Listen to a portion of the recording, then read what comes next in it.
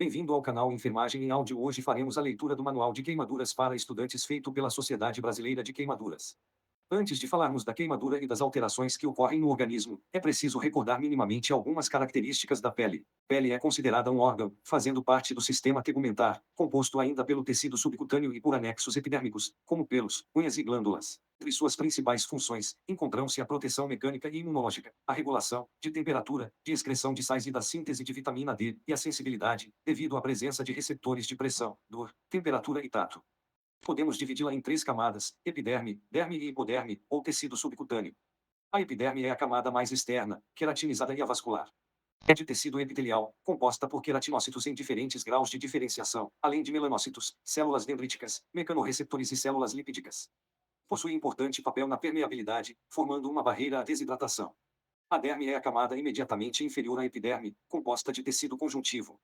Apresenta ainda fibras elásticas e reticulares, colágeno, rica vascularização, drenagem linfática e inervação, possibilitando suas funções de suporte nutricional, regulação térmica, elasticidade e resistência. Além disso, tem importante papel nas situações de inflamação, por viabilizar a mobilização de células de defesa. É dividida em derme papilar, que serve como base à epiderme, e derme reticular, mais profunda e predominantemente composta por fibras de colágeno entrelaçadas. A hipoderme é a camada mais profunda da derme, constituída por lóbulos de adipócitos e colágeno, além de vasos sanguíneos, linfáticos e nervos. Tem importante papel na proteção contra traumas e como isolante térmico, além de ser um depósito de calorias. Figura 3.1. Camadas da pele. De forma geral, a fisiopatologia da queimadura pode ser dividida em respostas locais e sistêmicas. A resposta local é resultado do dano direto ao tecido, enquanto a sistêmica resulta de uma série de mecanismos que buscam conter a lesão, mas que pela sua intensidade podem causar danos ao organismo. A severidade da queimadura está relacionada principalmente a dois fatores: intensidade do calor e tempo de exposição. A síntese da fisiopatologia das queimaduras pode ser expressa em duas manifestações: aumento da permeabilidade capilar e edema. Para a compreensão da resposta local à queimadura, o local de acometimento é dividido em três zonas tridimensionais que surgem após a lesão, de acordo com o fluxo sanguíneo e com a severidade da destruição dos tecidos. Local da lesão e ao seu redor, ocorre necrose, apoptose e trombose progressiva dos vasos, tornando o ambiente antes estéril agora propício à colonização bacteriana. Ainda, a disfunção microvascular, com alterações de coagulação, resposta inflamatória e recrutamento celular. As zonas da resposta local são: zona de coagulação, é o local de maior dano, no qual há perda tecidual irreversível pela desnaturação, degradação e coagulação de proteínas devido ao calor. Zona de estase, é a região ao redor da zona de coagulação, na qual há redução da perfusão tecidual e inflamação. A combinação de diversos fatores, como edema, vasoconstrição, adesão plaquetária, oclusão por neutrófilos, hipercoagulabilidade e dano por radicais livres parece ser a causa. O estresse oxidativo pode levar a mecanismos de apoptose e necrose, causando morte celular. Essa zona é extremamente delicada, podendo evoluir positivamente, com melhora através da reposição de volume, ou negativamente, com perda irreversível de tecido, devido a infecções, edema ou hipotensão prolongada. Zona de hiperemia é a zona mais externa, na qual há vasodilatação inflamatória, causando a hiperemia, com aumento da perfusão. No geral, essa zona evolui com melhora, exceto em casos de complicações como sepsia ou em estados de hipoperfusão prolongada. A evolução dessas zonas depende de um processo dinâmico de recuperação local, ativação de fibroblastos e queratinócitos e remodelamento da ferida, através de um equilíbrio entre fatores pró e anti-inflamatórios. Figura 3.2. Zonas da resposta local à queimadura. A inflamação possui um duplo papel na fisiopatologia da queimadura. Ela é necessária para a recuperação das lesões e uma das causas das repercussões sistêmicas. Assim, a resposta inflamatória exacerbada, típica dos grandes queimados, é um dos fatores relacionados às repercussões sistêmicas e demora na cicatrização. Essa resposta pode ser didaticamente dividida em duas fases sequenciais, hipodinâmica e hiperdinâmica, associadas a uma redução e a um aumento do metabolismo, respectivamente. Hipodinâmica e hipometabólica, fase inicial, que dura entre 24 e 72 horas. Caracterizada pelo aumento da permeabilidade vascular, perda de volume intravascular e formação de edema, sendo importante que a conduta busque restaurar e preservar a perfusão tecidual, para evitar dano celular. Ocorre o desequilíbrio entre as forças oncóticas e hidrostáticas como explicado, com extravasamento de líquido intravascular e proteínas plasmáticas para o intestício, propiciando a formação de edema. Em queimaduras de 40% ou mais da SCQ, até metade do líquido plasmático pode ser perdido em 2 a 3 horas. Hiperdinâmica e hipermetabólica. Entre 48 e 72 horas após a queimadura, o organismo entra no estado hipermetabólico ao tentar contrabalançar os efeitos iniciais, reduzindo a permeabilidade vascular e a resistência vascular periférica, além de aumentar a frequência cardíaca e o débito. Isso possibilita um aumento no fluxo periférico, redistribuído preferencialmente para as áreas queimadas. A liberação de hormônios de estresse, quebra de proteínas, glicogênio e lipídios e síntese de proteínas de fase aguda, resultando em um aumento do metabolismo em até 3 vezes o valor normal, associado à disfunção orgânica e morte. O estado hipermetabólico pode persistir por até 36 meses. Veja na figura 3.3. Alterações sistêmicas relacionadas à queimadura. Aumento da permeabilidade vascular e edema são os dois principais mecanismos inerentes à fisiopatologia da queimadura. A fisiopatologia das queimaduras envolve tanto respostas locais, quanto sistêmicas. A resposta local é caracterizada por três zonas, de coagulação, de estase e de hiperemia. A resposta sistêmica é caracterizada por intenso estado pró-inflamatório e disfunção microvascular. A resposta sistêmica é mais intensa quanto maior for a SCQ. Diversos sistemas e órgãos podem ser afetados como consequência de uma queimadura. Classificação quanto à etiologia. Queimaduras térmicas. As queimaduras de etiologia térmica podem ser subdivididas em causadas por escaldo, por flamas e labaredas e por contato direto com uma superfície ou objeto extremamente aquecido. Em relação às do primeiro subgrupo, ocorrem principalmente em crianças ou idosos, fruto do derramamento de líquido quente ou de banhos em que a água está em uma temperatura muito alta, atingindo as camadas mais superficiais da pele. As lesões térmicas, de maneira geral, são as mais prevalentes, sendo o escaldamento o tipo mais comum entre todos. Queimaduras elétricas. As queimaduras elétricas dependem, na maioria dos casos, da passagem de corrente elétrica pelo corpo, lesando todos os tecidos que percorrem entre o ponto de entrada e de saída. O impacto da eletricidade nas estruturas é determinado pela voltagem, e essa varia entre ambientes domésticos e os demais. No primeiro caso, a baixa voltagem causa pequenas e profundas lesões, principalmente nos locais de entrada e saída, e interfere no funcionamento correto do coração, necessitando de monitoramento após o episódio. Segunda situação, a alta voltagem pode causar injúria pela passagem propriamente dita da corrente através do organismo, causando dano em uma grande extensão de tecido, bem como necrose de tecido mole e ósseo. A danificação de grande parte da estrutura muscular pólise resultar em rabdomiólise e, consequentemente, insuficiência renal. Por sua gravidade, requer uma ressuscitação volêmica e realização de debridamento maior do que em outros casos. Ocorre geralmente com voltagem superior a 1000 volts, sendo praticamente fatal com 70.000 volts. Além disso, em algumas situações, é criada uma zona de alta energia ao redor da fonte, capaz de lesar as camadas superficiais expostas usualmente face e mãos pelo calor irradiado, sem necessariamente ocorrer passagem de corrente elétrica pelas estruturas lesadas. Queimaduras químicas. As queimaduras químicas, apesar de menos frequentes em relação às anteriores, são uma possibilidade e ocorrem em acidentes domésticos ou industriais, durante o manejo de agentes corrosivos. O padrão de lesão consiste em dano de camadas profundas, com necrose coagulante até a retirada do ácido. Por outro lado, bases, como o cimento, também podem causar lesões, danificando ainda mais profundamente. A profundidade acometida determina o resultado estético e funcional do acidente causado pela queimadura. Classificação quanto à profundidade. Classificação pela profundidade das camadas acometidas é uma das formas mais clinicamente usadas para classificar uma queimadura, relacionando-se com a morbidade do paciente. As queimaduras costumavam ser classificadas de primeiro a quarto grau, sendo a última a de acometimento mais profundo. Para que a denominação refletisse melhor o dano, foi substituída por uma nova terminologia: superficial, parcial profunda e espessura total. Por motivos didáticos, este manual abordará as duas classificações, ressaltando que a primeira ainda é a mais utilizada na prática médica e presente em documentos oficiais dos órgãos de saúde pública. As queimaduras de primeiro grau são superficiais, atingindo a epiderme. A pele apresenta um aspecto seco, hiperemiado e é dolorosa. É necessária abordagem terapêutica específica, visto o caráter autolimitado e pouco grave. Porém, deve-se considerar a hidratação da pele com substâncias umectantes/hidratantes. Em casos de exposição prolongada, a hidratação oral, especialmente em idosos e crianças. Substâncias analgésicas podem aliviar o ardor desconfortável. Queimaduras de segundo grau atingem, em graus variáveis, a derme. São denominadas também queimaduras de espessura parcial. A depender da profundidade acometida na derme, podem ser parcial, ou segundo grau, superficial e parcial, ou segundo grau, profunda. No primeiro caso, não há acometimento dos folículos capilares e das glândulas sudoríparas e a pele está dolorosa, úmida e avermelhada, além de conter bolhas. Na segunda situação, há acometimento mais profundo, mas não total da derme, alcançando glândulas sudoríparas e folículos pilosos, com uma pele menos úmida e mais dolorosa. As queimaduras de terceiro grau são também designadas de espessura total. Nelas, ocorre destruição tanto da epiderme quanto da derme e, algumas vezes, do tecido subcutâneo adjacente. A pele tem aspectos como coloração variável, de pálida avermelhada ou preta, inelástica, ressecada e endurecida ao toque. A depender do dano aos nervos periféricos locais, pode apresentar diminuição ou abolição da sensibilidade. Queimaduras de quarto grau, a lesão danifica todas as camadas teciduais e atinge face, músculos e até osso, em determinados casos. Diversas referências consideram a classificação até o terceiro grau. Classificação das queimaduras quanto à profundidade. Primeiro grau. Apenas a epiderme é atingida. Pele de aspecto seco, hiperemiado e doloroso. Sem formação de bolhas. Costuma descamar em poucos dias. Regride sem cicatrizes. Pouca ou nenhuma repercussão sistêmica. É desconsiderada na avaliação da área atingida. Segundo grau. Tinge totalmente a epiderme e a derme de maneira variável. Pele de aspecto bolhoso, hiperemiado, edemaciado, doloroso, com erosão ou ulceração. Ocorre regeneração espontânea. A reepitelização a partir dos anexos cutâneos. Cicatrização demorada, 2 a 4 semanas. Pode deixar sequelas superficiais, como discromia, e profundas, como cicatriz. Terceiro grau. Todas as camadas da pele são atingidas, podendo alcançar o tecido subcutâneo, tendões, ligamentos, músculos e até ossos. Pele de aspecto variável, principalmente em sua coloração, pálida a preta, inelástica, ressecada e endurecida ao toque. Indolor. Necessidade de enxerto para que ocorra regeneração. Sua cicatriz pode ocorrer, mas com retração das bordas. Do grau. Todas as camadas teciduais são atingidas, incluindo fáscia, músculos e osso em alguns casos. Classificação quanto à superfície corporal queimada, SCQ.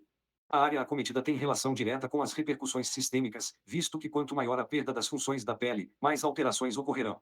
Ela é calculada como o percentual total da superfície corporal atingida, sendo consideradas para o cálculo áreas de queimadura de segundo, terceiro e quarto grau. Queimaduras de primeiro grau não entram no cálculo da SCQ. O método de Lundbroder, baseado em gráficos, é extremamente preciso e leva em consideração a idade do paciente. Nunca vi caindo em prova, mas é importante saber que existe. Outra ferramenta muito útil é a regra dos 9 de Wallace, desde que ajustado em situações que envolvam crianças menores de 10 anos de idade.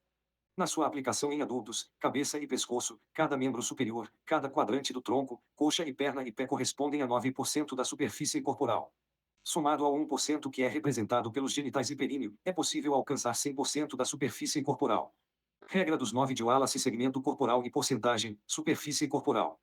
Cabeça e pescoço, 9 membro superior, 9, pode ser multiplicado por 2.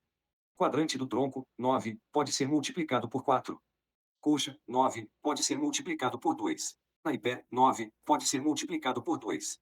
Genitais e períneo, um total 100. Particularidades do cálculo da SCQ em menores de 10 anos. Até 1 ano. Cabeça e pescoço, 19.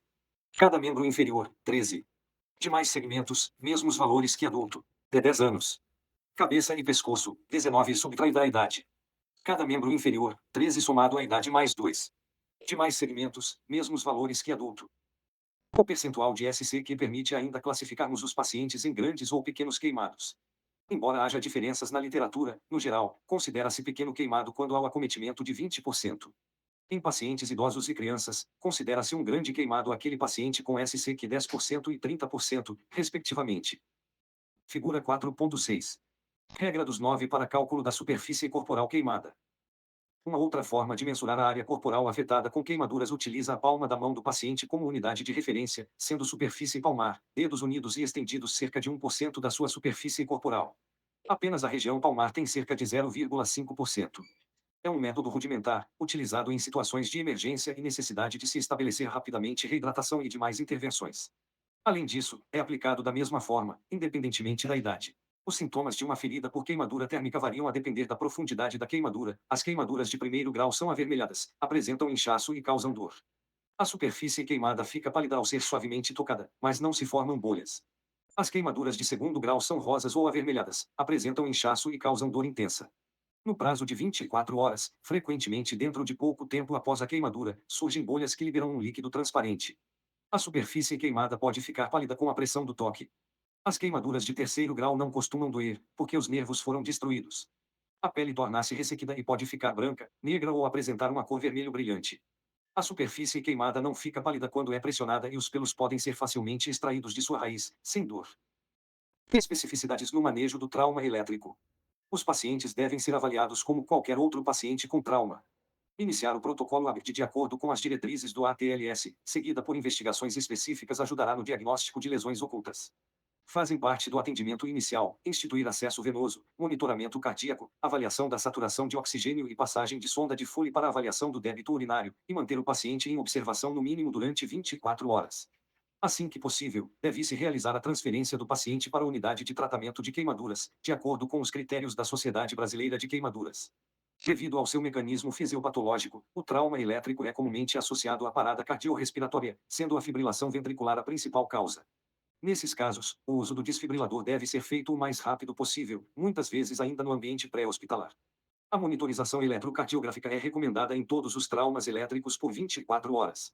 A necrose muscular decorrente da lesão elétrica direta, bem como de síndromes compartimentais secundárias, pode resultar em rabdomiólise, comprometendo a função renal e o débito urinário. Na queimadura térmica, a meta da reanimação volêmica é manter o débito urinário em 0,5 ml/kg/h em pacientes adultos. No trauma elétrico, é necessário dobrar a meta, para garantir a eliminação da carga esperada de mioglobina. Assim, a produção de urina deve ser de 1 ml/kg/h ou 75/100 ml/h em pacientes adultos. Em crianças, a meta é de 2 ml/kg/h até que a urina não esteja mais pigmentada, e a partir daí o débito urinário pode ser titulado para 1 ml/kg/h. Os parâmetros laboratoriais como lactato, déficit de base e hemoglobina são secundários, porém auxiliam no acompanhamento do caso clínico. Essa avaliação pode ser complementada com a monitoração de parâmetros hemodinâmicos contínuos, como pressão arterial média e pressão venosa central. Enquanto uma sub-reanimação pode levar à insuficiência renal potencialmente fatal e à lesão de órgãos-alvo, uma reanimação excessiva aumenta os riscos de síndrome compartimental de sítio abdominal, de extremidades e da órbita, bem como edema pulmonar ou cerebral, complicações infecciosas, síndrome do desconforto respiratório agudo e anasaga.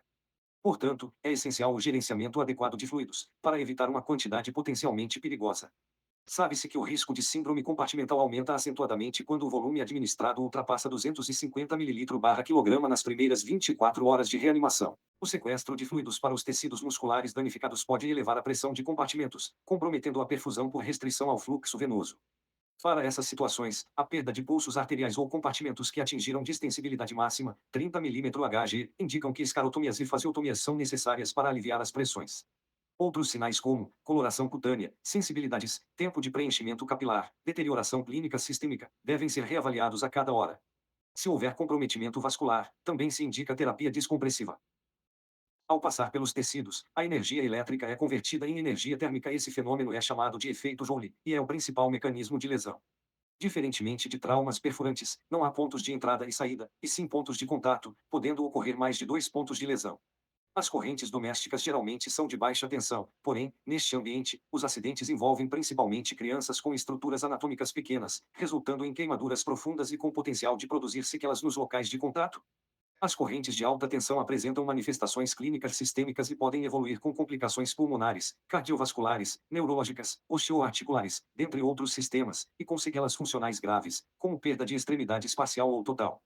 Devido aos danos microscópicos, é muito importante que o profissional suspeite de lesões profundas, considerando a imprevisibilidade do quadro.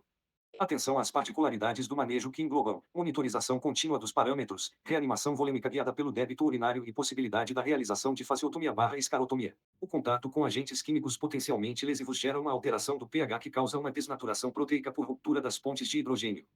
Com isso, há uma mudança conformacional das moléculas e as proteínas perdem sua função biológica ou são destruídas de maneira irreversível, resultando em morte celular. Os mecanismos envolvidos incluem a oxidação, a formação de ésteres proteicos e a desidratação do tecido. Cada substância possui um mecanismo de lesão específico. Contudo, todas elas compartilham a mesma propriedade, gerar dano tecidual à medida que o tempo de exposição ao agente causal se prolonga. Desse modo, é importante estar atento às lesões aparentemente superficiais que são muitas vezes subestimadas, embora possam ser potencialmente graves. Figura 7.1. Mecanismos fisiopatológicos da queimadura química. Caso a substância não seja retirada, as queimaduras químicas podem continuar ocorrendo por horas. O grau de lesão tecidual e o nível de toxicidade são determinados pela natureza do agente, sua concentração e a duração do contato cutâneo. Primeiros socorros.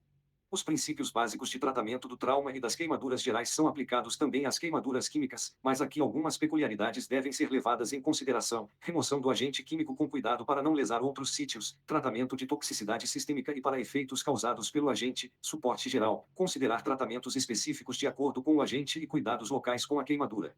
Considerando que a maioria dos agentes apresenta dano tecidual proporcional ao tempo de exposição, a remoção precoce do agente é muito importante.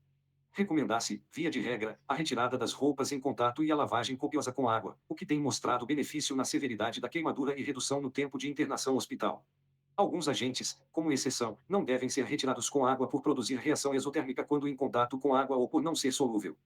Como exemplo, pode-se citar o fenol, hidróxido de cálcio, ácido sulfúrico concentrado e ácido muriático. Em relação à neutralização do agente, há ainda muitas controvérsias.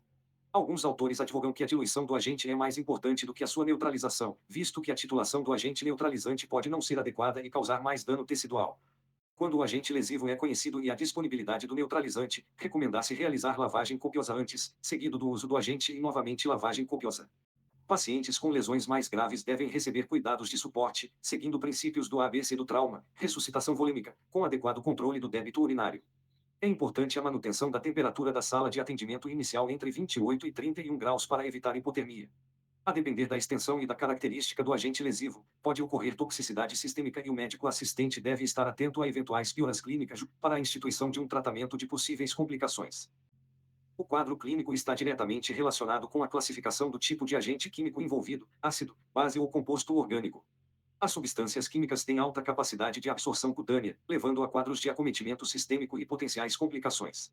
Queimaduras por álcalis causam maior dano tecidual quando comparadas àquelas de origem ácida ou térmica. Intoxicação por monóxido de carbono, CO. O CO é um gás asfixiante. Isso quer dizer que sua presença impede a utilização do oxigênio pelo organismo, e isso ocorre, basicamente, por três mecanismos. 1. A pressão parcial de CO atmosférico em um cenário de incêndio é muito superior à pressão parcial de CO sérica, levando à rápida difusão simples do gás para o sangue. 2. A afinidade da hemoglobina pelo CO pode chegar a ser 200 a 250 vezes maior que a afinidade pelo oxigênio. 3. A presença do CO a nível sérico desvia a curva de dissociação da hemoglobina para a esquerda, fazendo com que a hemoglobina ligada ao oxigênio tenha maior dificuldade na liberação desse gás para os tecidos. Diante dessas condições, a oxigenação da hemoglobina se torna inviável ou insuficiente devido à massiva formação de carboxihemoglobina e, portanto, a disponibilidade de oxigênio para os tecidos é gravemente prejudicada. Além dos prejuízos previamente citados, há ainda a formação de radicais livres, propiciando um dano celular importante, a ligação do CO à mioglobina, que reduz a biodisponibilidade de oxigênio para o músculo, e a lesão cerebral devido à peroxidação lipídica pela presença do monóxido de carbono. Os sintomas mais comuns são hipóxia, taquicardia, taquipneia, náuseas, vômitos e síncope. A vasodilatação cerebral decorrente da hipóxia pode levar a cefaleia, convulsões e edema cerebral. Alguns achados ditos clássicos da intoxicação por CO são raros: lábios vermelhos cereja, cianose e hemorragias retinianas. É possível que haja sequelas neurológicas, as quais podem ser percebidas dias a meses após a intoxicação. O tratamento da intoxicação por CO consiste, basicamente, no suporte ventilatório com suplementação de O2 em altas concentrações por 6 a 12 horas. Recomendado para todos os pacientes vítimas de incêndio ou inalação de fumaça o uso de oxigênio a 100% sob máscara não reinalante para o tratamento de possível intoxicação por monóxido de carbono, mesmo sem o diagnóstico da intoxicação, sendo que após 40 minutos de oxigenação a 100% tem-se a retirada de aproximadamente 50% do CO. As lesões de via aérea superior podem se manifestar tardiamente e, por isso, exigem um exame físico contínuo e o auxílio de exames complementares e de laringoscopia. As lesões de vias aéreas inferiores são, principalmente, consequências da inflamação como resposta à fuligem e outras partículas da fumaça. O uso da broncofibroscopia é o padrão ouro para o diagnóstico e importante para a limpeza de fuligem. Muco e rolhas mucosas. Intoxicação por monóxido de carbono pode ser fatal e sempre deve ser pesquisada em vítimas de incêndios, além de ser tratada com o uso de oxigênio a 100% sob máscara não reinalante. A intoxicação por cianeto tem evolução rápida e, muitas vezes, fatal. Deve ser pensada quando o incêndio ocorre em ambientes fechados e com muitos produtos sintéticos. O manejo deve ser rápido com o uso da hidroxicobalamina. A oxigenoterapia é a base para o tratamento das lesões por inalação como um todo, sempre guiado pela clínica e história de cada paciente. Orientações gerais de primeiros socorros. Cuidado do socorrista. Frequentemente, o paciente queimado ainda se encontra em situação de perigo ou em local que representa perigo. Apesar de existir urgência em iniciar o manejo e os cuidados pré-hospitalares na vítima, o socorrista jamais deve se expor ao mesmo perigo que ela. Para abordar este aspecto na prestação dos primeiros socorros, é importante que o profissional tenha em mente e seja capaz de analisar o cenário do acidente, o agente da lesão e os possíveis outros riscos associados ao agente que ocasionou o acidente. Além de avaliar o ambiente e de tomar conhecimento das situações que envolvem cuidados especiais, risco de explosão, locais fechados, presença de gases tóxicos, o socorrista deve sempre estar em uso dos equipamentos de proteção individual adequados de acordo com os riscos do cenário. Jamais deve agir e prestar socorro sem o ZEP, visto que a não utilização aumenta consideravelmente a chance de se tornar uma vítima adicional. Orientações gerais de primeiros socorros para a população. Os cuidados de primeiros socorros se sobrepõem a algumas intervenções e manejo do atendimento pré-hospitalar do paciente queimado, variando, portanto, de acordo com a qualificação do socorrista. De forma geral, estes envolvem a extinção da fonte da lesão, o afastamento do agente etiológico, a eliminação do agente e do processo de queimadura, e a proteção da lesão. Mas, quando realizados por um profissional de saúde, também incluem a avaliação primária e secundária, a reposição hídrica e a analgesia específica, entre outros passos, que serão abordados no capítulo 10. Diante disso, para a população geral, as etapas dos primeiros socorros incluem interromper o processo da queimadura, apagando o fogo por abafamento ou uso de água, na ausência, deitar no chão, proteger a face com as mãos e rolar no chão. Nunca sair correndo, pois aumenta a chama. Desligar ou afastar-se da fonte de calor. Em caso de incêndio, retirar o paciente do local o mais rapidamente possível. Esfriar a queimadura por 20 minutos, com água corrente, limpa e, posteriormente, retirar roupas e adereços próximos à queimadura, pois podem estar quentes ou prejudicar a circulação. Proteger a queimadura com tecido limpo, preferencialmente asséptico, sem apertar o local lesionado.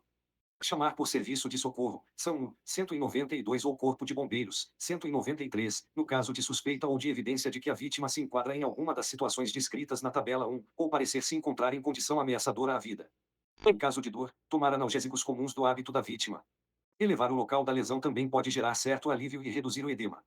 Não utilizar outros produtos sem recomendação médica, óleos, pasta de dente, cremes, manteiga, borra de café, graxa. Não resfriar a queimadura com gelo. Não estourar as bolhas caso elas apareçam. Não expor a queimadura ao sol.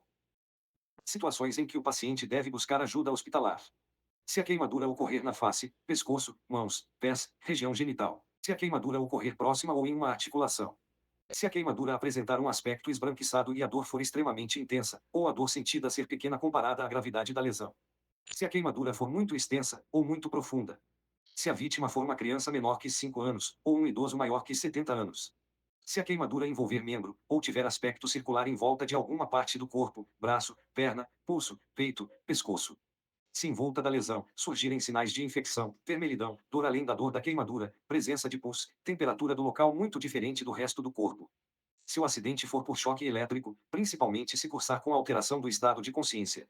Se o acidente envolver algum produto químico, se a vítima escarrar pontos pretos, lesão com escarro carbonáceo, rouquidão ou desconforto respiratório após o acidente.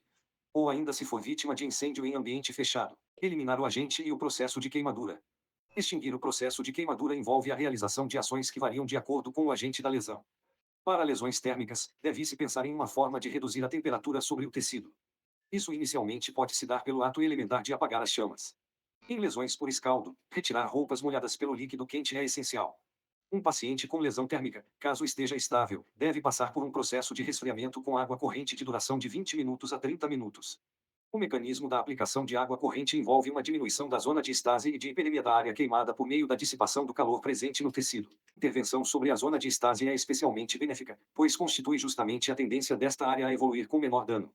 Em geral, o resfriamento é feito em pacientes com queimaduras pequenas, visto que grandes queimaduras tendem a apresentar outras possibilidades de complicações, ameaçadoras à vida, como hipotermia. Para queimaduras químicas deve ser feito primeiro a retirada mecânica de agentes químicos com água ou com uma escova seca, no caso de agentes em pó, pastas, líquidos mais viscosos. Escovar, não se deve aplicar excesso de pressão para não favorecer a penetração do agente sobre a pele. Posteriormente a essa primeira ação, a maioria das substâncias permite uma lavagem contínua com água corrente para retirar parte remanescente do agente que ainda se manteve após a primeira lavagem ou escovação. Não deve ser aplicado jato de água, pois ele também pode favorecer a penetração das substâncias químicas. A lavagem deve ser prolongada, se possível por horas, desde que o paciente se encontre estável. Não se deve tentar neutralizar reações, por exemplo, aplicar uma base para neutralizar o efeito de um ácido, pois pode gerar um segundo dano na pele, uma vez que essas reações, em geral, são exotérmicas e, por consequência, podem gerar injúria térmica que irá se sobrepor à queimadura química. Proteger a lesão como último passo da prestação de serviços de primeiros socorros. A área queimada deve ser protegida com tecido limpo, asséptico, que não pode estar justo ao corpo do paciente. Em um paciente com grande área queimada, o uso de manta térmica é a melhor escolha para evitar a perda de temperatura corporal. O principal objetivo dessa ação é evitar a hipotermia em grandes queimados e diminuir a chance de contaminação nas lesões mais profundas, que são muito vulneráveis à formação de biofilmes e infecções após a lesão. A maioria das recomendações para a cobertura do ferimento são de tecido, gaze ou curativos estéreis de modo frouxo, por causa do edema. O uso de material plástico estéril não é o mais recomendado, pois muito se discute sobre esse tecido encorajar o crescimento bacteriano se ocorre contato da queimadura com uma superfície suja. O material que fará essa proteção não pode estar justo, pois a área queimada tende a edemaciar. Caso o tecido esteja apertado demais, ele pode comprometer a circulação local ou do membro, e ser doloroso ou incômodo ao paciente. Cuidados pré-hospitalares e avaliação inicial das queimaduras. Manejo pré-hospitalar. Objetiva analisar e tratar sistematicamente alterações possivelmente fatais, em ordem de importância. Para isso, a exemplo do manejo inicial ao politraumatizado, utilizar-se o método ABT, para que sejam identificados traumas possivelmente cancamatónicos às injúrias térmicas.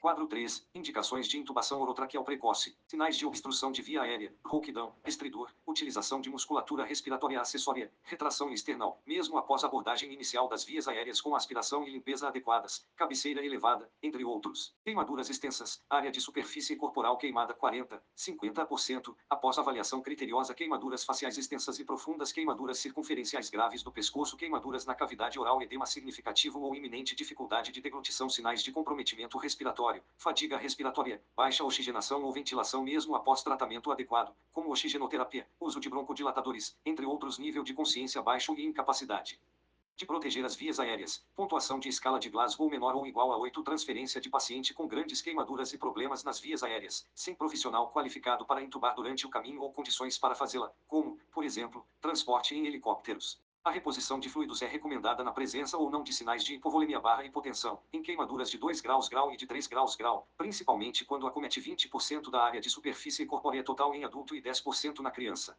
Deve-se inicialmente obter 2 acessos intravenosos periféricos calibrosos, de preferência, através de pele não queimada.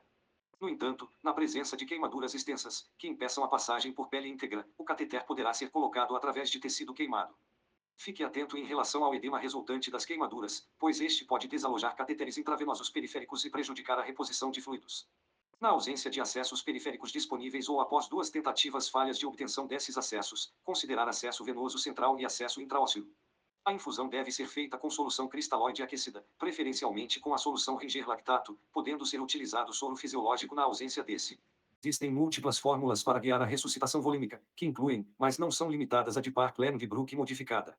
De forma geral, todas essas fórmulas recomendam, nas primeiras 24 horas, o uso de um volume de Ringer lactato de 2 a 4 ml/kg/% de área corpórea queimada. O Guideline de Queimaduras da International Society for Burn Injury, referência recomendada por este manual, sugere a administração de solução de Ringer lactato de 2 a 4 ml/kg/% de área corpórea queimada, nas primeiras 24 horas, com atenção para a ressuscitação volêmica excessiva e objetivando-se um débito urinário de 0,3 a 0,5 ml/kg/h em adultos e 1 ml/kg/h em crianças. No entanto, o guideline enfatiza que essas diversas fórmulas e recomendações existentes servem apenas como um guia para a ressuscitação volêmica e que esta deve ser baseada nas necessidades fisiológicas de cada paciente. Quadro 4. Taxas de reposição volêmica em queimados e metas de débito urinário por tipo de queimadura e idade. E ressaltar que a reposição volêmica deve ser realizada de forma cuidadosa, para evitar volume excessivo de fluidos ou abaixo do necessário. Lembrando que uma ressuscitação em excesso pode aumentar o edema e levar a complicações, como maior progressão das queimaduras e síndromes de compartimento. Faz-se necessário a retirada de qualquer acessório, como anéis, pulseiras e lentes de contato, pois com o edema eles podem causar efeito torniquete no local, restringindo a circulação sanguínea. Se alguma roupa estiver aderida à pele, ela não deve ser retirada na prestação do atendimento imediato. O controle da hipotermia é essencial para esses pacientes, pois eles perdem a capacidade de termorregulação. O controle deve ser feito com um ambiente aquecido e cobertores limpos. Deve-se atentar para pacientes pediátricos, que são mais suscetíveis à hipotermia e podem demandar maior esforço de aquecimento. O tratamento adequado da dor durante todas as fases do tratamento da queimadura é obrigatório, tendo em vista a dor extrema pela exposição das terminações nervosas livres e pelo trauma emocional. Cuidados hospitalares após essa avaliação e ressuscitação primária rápida, baseada no hábito característico da APH, o paciente é submetido a uma avaliação mais pormenorizada em ambiente hospitalar. Nessa avaliação, deve ser realizada uma história clínica para obter informações básicas do paciente, mecanismo da lesão, agente da queimadura, data e hora da queimadura, com o tempo decorrido desde a lesão, possíveis fatores de risco, sinais e sintomas apresentados, náusea, tontura, agitação, desorientação, sede intensa, etc., complicações relacionadas à queimadura, outras comorbidades do paciente, lesões adjacentes à queimadura, vacinação do paciente, entre outros. Deve-se contemplar um mnemônico ampla, alergia, medicamentos de uso regular, passado médico, libação por líquidos e alimentos recentemente, ambiente e eventos relacionados ao trauma. Outro mnemônico correspondente que pode ser utilizado é o ardil, alergias, remédios em uso, doenças prévias, gestação e histórico de vacinação, eventos associados, última refeição. Além disso, são realizados exame físico completo, estimativa de área de superfície corporal acometida e avaliação da profundidade das queimaduras. Quadro 5. Critérios de transferência para centros especializados. Queimaduras de segundo grau em áreas de superfície corpórea maiores que 10% em adultos e crianças extremos de idade, maior risco de instabilidade. Queimaduras de terceiro grau em qualquer extensão, queimaduras elétricas, queimaduras químicas, lesões na face, nos olhos, no períneo, nas mãos, nos pés e em grandes articulações, lesões inalatórias, síndromes compartimentais, presença de comorbidades, tentativas de autoextermínio, politrauma, maus tratos. Uma vez que tenha sido realizada a abordagem inicial e que a reposição de fluidos esteja em andamento, inicia-se a chamada avaliação secundária.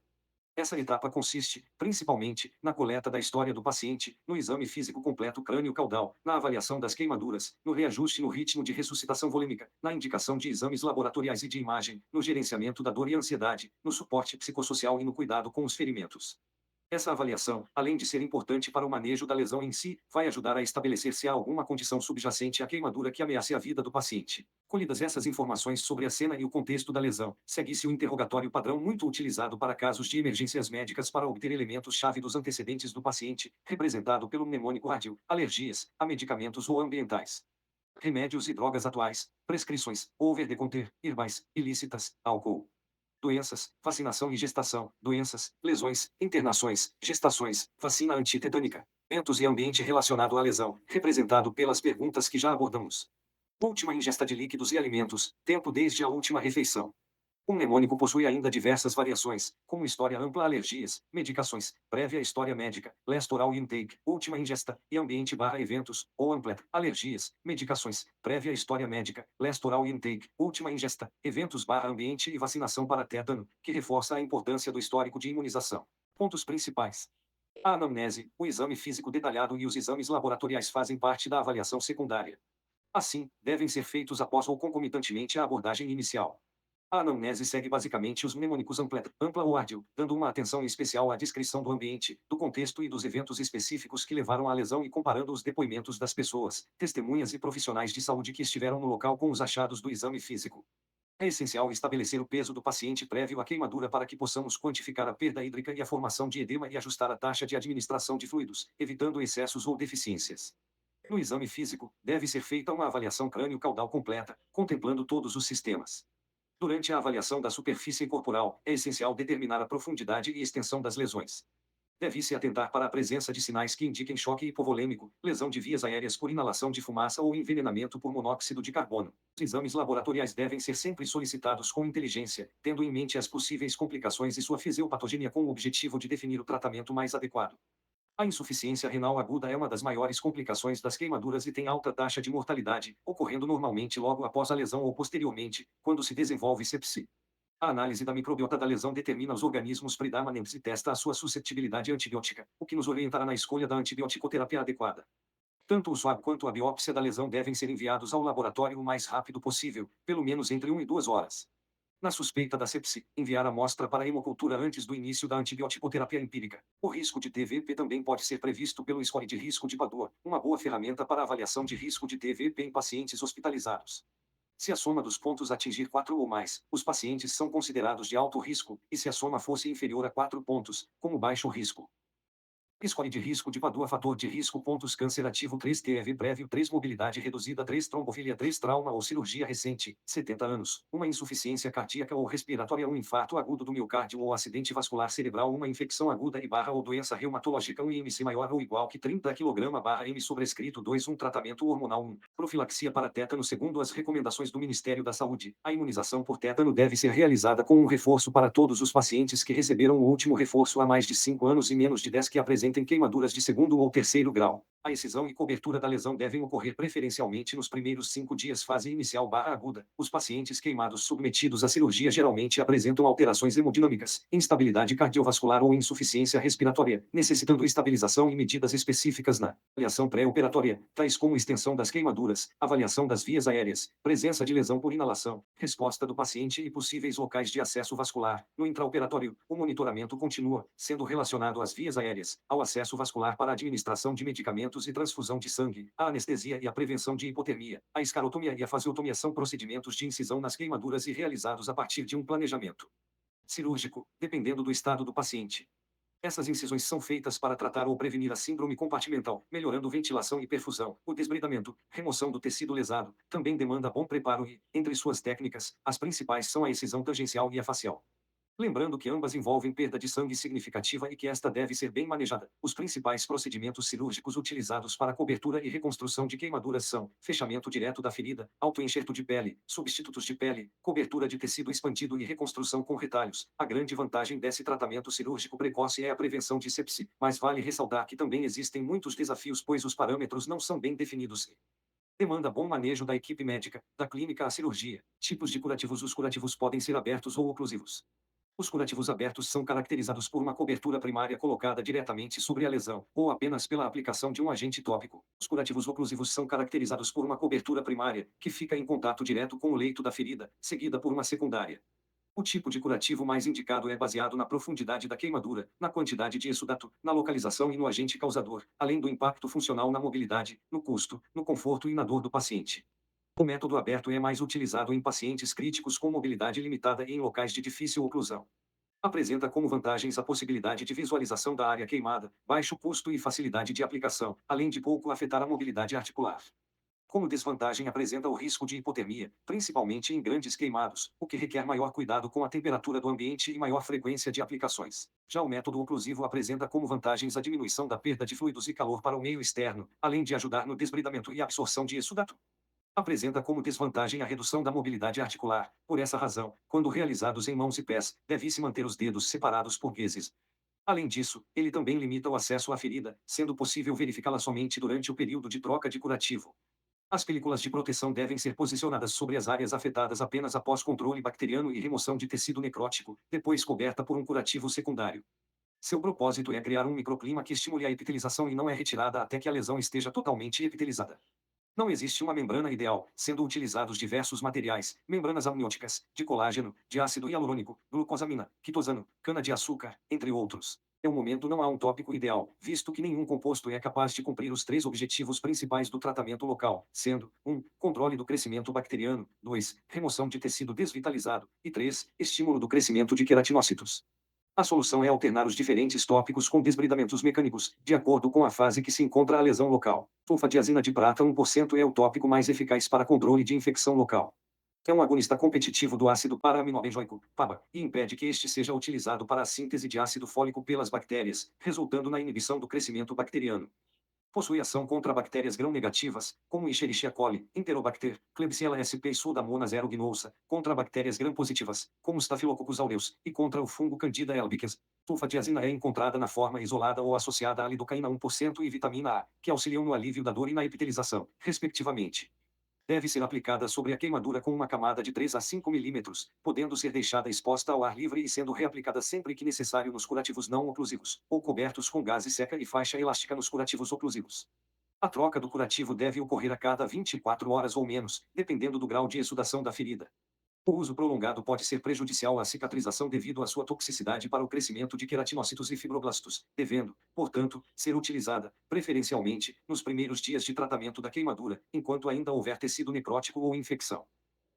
A colagenase é uma proteinase indicada para o debridamento do tecido necrótico de queimaduras profundas. É derivada da Clostridium histolyticum e age por meio da hidrólise das ligações proteicas e da digestão do colágeno de tripla hélice, liquefazendo o tecido necrótico sem danificar, entretanto, o tecido de granulação. Estudos in vitro e in vivo demonstraram que a colagenase é inocente às células viáveis e pode auxiliar na angiogênese e na epitelização. Foi demonstrado, inclusive, que ela reduz a formação de cicatrizes hipertróficas em queimaduras de segundo grau superficiais, com implicações cruciais para a qualidade de vida dos pacientes. Ademais, acredita-se que esse agente diminui o substrato necessário para a proliferação bacteriana ou que permite melhor penetração de anticorpos, leucócitos e antibióticos nas áreas infectadas. A pomada com colagenase deve ser aplicada dentro da área lessada formando uma camada de 2 milímetros e coberta com gás e umedecida com água destilada ou SF 0,9% para ativar a enzima, coberta com gás de cobertura seca e fixada. A troca do curativo deve ser realizada a cada 24 horas. Não deve ser associada a metais pesados como mercúrio e prata, uma vez que eles inativam a enzima. Os ácidos graxos essenciais, AGE, e o óleo vegetal são utilizados num estágio avançado de restauração da lesão, visando estimular a epitelização. Na falta destes agentes, podemos utilizar vaselina líquida, entretanto, este agente apresenta maior incidência de reações atópicas e não deve ser a primeira escolha dentre eles. Pressoterapia. O uso de malhas compressivas é recomendado para as vítimas de queimaduras, e representa uma abordagem profilática que visa atenuar ou inibir o desenvolvimento de cicatrizes hipertróficas ou queloides. Apesar do seu mecanismo de ação não estar estabelecido, a pressão aplicada, por meio de malhas, bandagens ou adesivos elásticos, oclui pequenos vasos sanguíneos, o que resulta em privação de oxigênio e nutrientes, assim como ocasiona a diminuição na proliferação de fibroblastos e na síntese de colágeno. Acredita-se que o aporte ótimo deve exceder a pressão capilar sem, no entanto, diminuir a circulação sanguínea periférica, entre 20 e 30 mm Hg. Inovação em substitutos de pele. Uso da pele de tilápia. Apesar do uso de substitutos de pele em queimaduras superficiais ser interessante por reduzir a frequência de troca do curativo do paciente, sua ineficácia em queimaduras profundas e seu custo elevado levaram pesquisadores a buscar, nos materiais biológicos, alternativas para o tratamento local de queimaduras. Concluiu que a pele da tilápia do Nilo possui características microscópicas semelhantes à estrutura morfológica da pele humana, além de demonstrar elevada resistência e extensão à tração em quebra, resultados que levantaram a possibilidade de aplicação da pele da tilápia do Nilo como curativo biológico em queimaduras. As principais complicações gerais associadas ao paciente grande queimado são infecção, endocardite bacteriana, disfunção múltipla de órgãos e sistemas, lesão renal, insuficiência respiratória, insuficiência hepatocelular e lesões gastrointestinais, úlceras de Kerlin e síndrome de Olgalve. Dentre as complicações locais, estão a lesão por pressão e a úlcera de Marjolin. Febre e leucocitose podem estar presentes e representar sinais de síndrome da resposta inflamatória sistêmica, não sendo necessariamente sinais infecciosos. A principal causa de óbito nos grandes queimados é a sepse. Assim, destaca-se a importância de observar sinais clínicos de infecção, sejam esses locais ou sistêmicos. A endocardite bacteriana é responsável por altos índices de mortalidade no paciente internado se não diagnosticada. Portanto, é essencial que haja uma suspeição clínica frente à febre persistente e hemoculturas positivas, podendo-se lançar mão do ecocardiograma como ferramenta para detectar vegetações. O paciente queimado é mais vulnerável à desidratação e à hipovolemia devido à perda da pele como mecanismo de barreira física, devendo ter seu volume corrigido por fluidos o mais precocemente possível. A lesão renal aguda pode ser resultante da hipovolemia pré-renal e do quadro de disfunção múltipla de órgãos originados da sepse intrínseca, além do uso de drogas nefrotóxicas. Os pacientes expostos à inalação por fumaça podem ter lesão da mucosa respiratória associada. Devido à progressão da síndrome da resposta inflamatória sistêmica, pode haver uma insuficiência hepatocelular que culmina em coagulopatia e hiperbilirrubinemia. O estresse físico gerado pela queimadura causa um desvio catabólico no metabolismo, culminando em um retardo na cicatrização da ferida. Para minimizar o hipercatabolismo, o suporte nutricional adequado é fundamental. Deve-se introduzir a dieta precocemente e, preferivelmente, por via enteral. A reintrodução precoce da dieta enteral pode estar relacionada, também, à redução da incidência da úlcera de Kerlin. Nos pacientes internados que apresentem quadro de obstrução intestinal aguda, considerar a síndrome de Olgalve, forma grave de ilho adinâmico que consiste em uma pseudo-obstrução intestinal, porém se atentar a descartar causas mecânicas. Pacientes internados em centros de queimaduras apresentam múltiplos fatores de risco para o desenvolvimento de lesão por pressão. Mudança de decúbito associada à nutrição adequada e à manutenção das lesões secas ajudam na prevenção desse tipo de complicação. A avaliação da pele do paciente deve ser frequente, pelo menos uma vez ao dia. A úlcera de Marjolin é uma complicação tardia, porém não menos importante por tratar-se de transformação maligna nas áreas cicatrizadas por segunda intenção. Pode ser evitada pelo tratamento adequado da queimadura na fase aguda, com excisão precoce e cobertura definitiva com enxertos e retalhos. Aspectos nutricionais do paciente queimado. Pacientes queimados possuem uma resposta hipermetabólica e hipercatabolismo. A terapia de nutricional desses pacientes deve ser feita de forma a atender essa demanda e evitar o hipercatabolismo. A reposição nutricional deve ser feita de modo a obter níveis controlados de carboidratos, lipídios, proteínas e micronutrientes. A administração da terapia nutricional pode ser feita por três vias: oral, interal e parenteral, sendo a via interal a mais indicada. A avaliação para a reposição nutricional. Destaquei os pontos mais importantes do Manual de Queimaduras para Estudantes. Confere também o vídeo do Manual do Ministério da Saúde sobre esse tema. Até mais.